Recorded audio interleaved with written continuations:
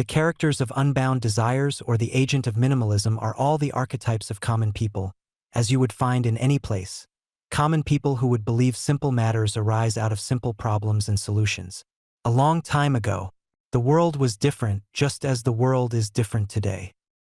In this book published by Happy Valley Publishing, a series of people, a mirror of good intentions, is projected onto a tapestry where good is less than the principles themselves if they were known. What is the origin of common and extraordinary expressions of authority? The origin of expressions of authority, both common and extraordinary, can be traced through a mix of cultural, historical, and philosophical developments. Let's unpack it a bit. Classical building common expressions of authority. These often emerge from traditional structures and social norms.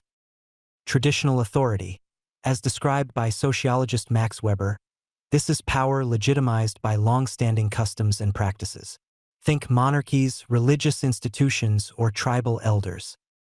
Language and idioms. Phrases like "caught red-handed" or "bury the hatchet" originated from historical practices, poaching laws, or Native American peace rituals, and became shorthand for moral or legal authority. Cultural reinforcement. Authority is often expressed through rituals, titles, and symbols that are widely recognized and accepted, like uniforms, oaths, or even the tone of voice. Glowing star extraordinary expressions of authority. These tend to arise from charismatic leadership, ideological movements, or transformative events. Charismatic authority. Again, borrowing from Weber, this form of authority is based on personal magnetism and perceived exceptional qualities. Think revolutionaries, prophets, or visionary artists.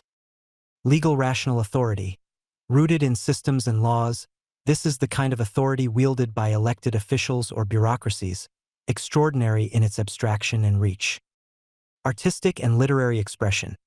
Books like Unbound Desires or Agent of Minimalism reflect authority through narrative, projecting ideals, critiques, or emotional truths that resonate with readers and shape cultural norms. In essence, expressions of authority, whether humble or grand, are mirrors of the values and tensions of their time. They evolve just as the world does. In this book, Lefterios shocks the spectators into becoming more real than before, by making their association an actual operation and manipulation of the time and space of the aspirational ballroom, at the onset where the ipsissimus meets the mark but only reveals the role which can be played in the rebus of the image of their relation. All that is required subsequently is to make licit what was illicit in the imagination of the haves and have-nots of society, or the less powerful, and the more powerful. Power in this sense is relative, for although the protagonists at the onset have a lot of money-generating capability in their middle-class or independent states, they don't have the power to effectuate meaning into a productive salvation or principle.